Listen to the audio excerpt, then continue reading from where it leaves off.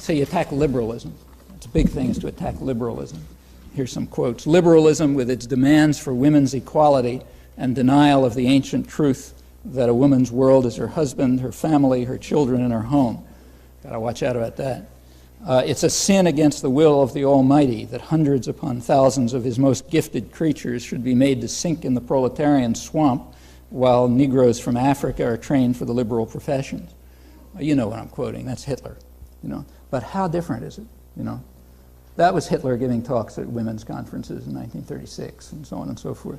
It strikes some resonances. The code words are a little different, but the thoughts are very similar, and the reasons are the same. The segment of the mass of the population is under attack by state policy, and therefore they have to be mobilized somehow.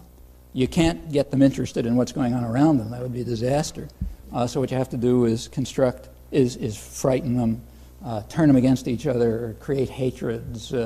It's very familiar. There are not many devices available, and that's why you keep seeing the same ones over and over again. Religious enthusiasm is an old one. It goes back to the 18th and 19th century. Evangelicals in Central America do the same thing. Nothing good is ever going to happen to you in this life. Forget it. You'll be okay in the next life. That essential message. If it's done with proper kinds of enthusiasm and excitement and speaking in tongues and so on, that's another technique. The techniques over the centuries are not very different.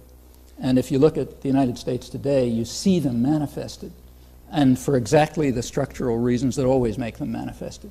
America is not doing very well, but its corporations are doing just fine.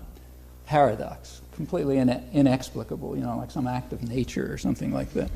Well, it's not at all paradoxical. It's the exact consequence you expect when policy is being created by the people who are going to make the profits, who are untroubled by the general public because they're marginalized the way they're supposed to be. They're out of it, they're distracted or something. At least that's what's supposed to happen to them.